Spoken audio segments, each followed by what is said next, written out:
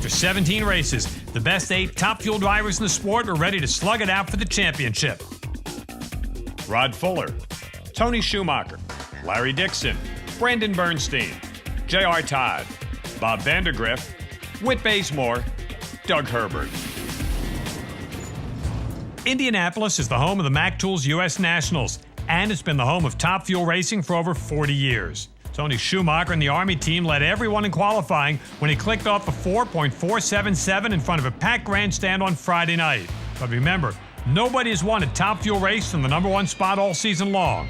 Yet. Qualifying wasn't quite as good for Whit Bazemore and J.R. Todd, who both failed to make the show. On Monday, round 1 saw Rod Fuller meet up with Doug Herbert in the first showdown of the countdown. Fuller in the Caterpillar car wins the race and advances to round 2, while Doug Herbert's title hopes take a body blow. Fuller would meet another countdown car in the next round. This time it's Bob Vandergriff and the UPS team. And again, Hot Rod Fuller gets the win. Rod's shot at the Indy title would end in the semifinals when Larry Dixon goes wire to wire to get the win and advance to the 5th Indy final round of his great career. There, he would meet up with the Army car of the top qualifier, Tony Schumacher.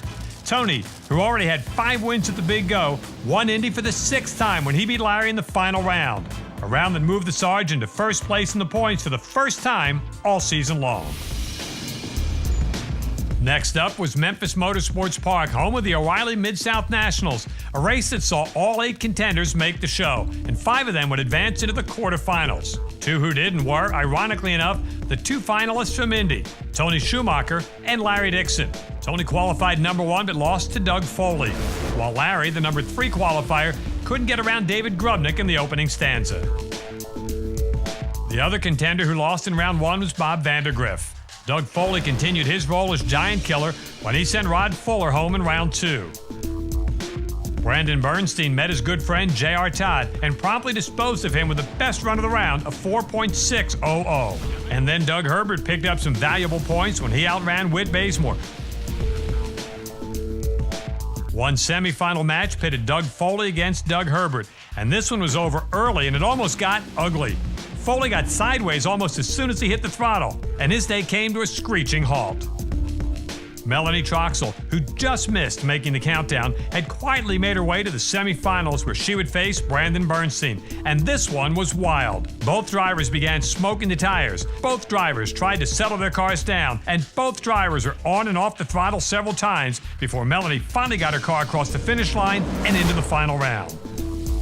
Melanie kept that momentum going in the final round when she beat Doug Herbert for her 2nd win of the season. It's kind of bittersweet, we're not in the countdown and we came so close, and now to be running the way we are and know that we had a really good shot at that championship is tough. All in all, not a bad weekend for Doug, who made a big move in the points. The strange world that was Top Fuel in 2007 continued at the next race at the Texas Motorplex. Doug Herbert, runner-up a week ago, failed to make the show, and that was a serious hit to his title hopes. In the featured match of the day, the 2 top drivers in the standings, Tony Schumacher and Rod Fuller, would meet in round 1. It could have been a classic race. Tony struggled right from the start, and Hot Rod went right down the boulevard to get the win with a 4.59 to Tony's troubled 6.15. Next up for Fuller was Larry Dixon. Larry, whose team just never seems to beat themselves, would win this important battle over Fuller and advance to the semifinals for the 10th time this season. When Brandon Bernstein lost to Clay Millican in his quarterfinal match, it sent Clay and 3 contenders, Larry, Bob Vandergriff, and Whit Bazemore, into the semifinals. Bob and Whit would square off, and it would be all Team UPS. Bob makes his 3rd good run of eliminations, a 4.59, to go to his 4th final round of the year. Larry Dixon was waiting for Bob in the final round. With a slight edge on the line and a quicker car on the track, Larry got the win, his 3rd of the year, and in the process, he took over the points lead. Yeah, that was right there for the taking, and we didn't get it, so disappointing, but, one of these days. The last race before we make the cut to 4 takes place at Virginia Motorsports Park just outside of Richmond. With their qualifying efforts, Larry Dixon, Rod Fuller, and Tony Schumacher are all guaranteed a spot in the countdown. That leaves 1 spot and 2 very hungry drivers, Brandon Bernstein and Bob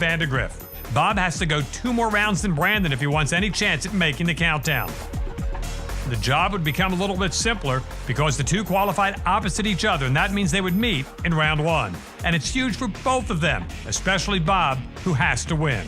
When the lights go green, Bob goes up in smoke instantly, and so do his title hopes. The best year ever for the UPS driver comes to a quiet end, and he will not be part of the Final Four. Needless to say, the emotions in the Bud camp were quite different. When Tony Schumacher, who qualified number one again, loses to Morgan Lucas in the first round, it opens the door for Brandon to move up in the standings. Round two, and the Bud car is facing Doug Foley, the Giant Killer.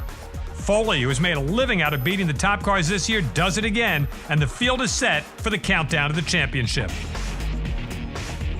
The final round in Virginia didn't feature any of the countdown cars, but it did feature a guy who was such a great part of the Top Fuel drama a year ago. Doug Coletta, who hadn't won a race all year, would face Melanie Troxel, and Doug would salvage the year by beating Melanie 464.7 to a losing 464.9. And the Team Coletta gang would celebrate on the starting line as only they can. The race was over, and the field was set. Now it would all come down to two races and one driver.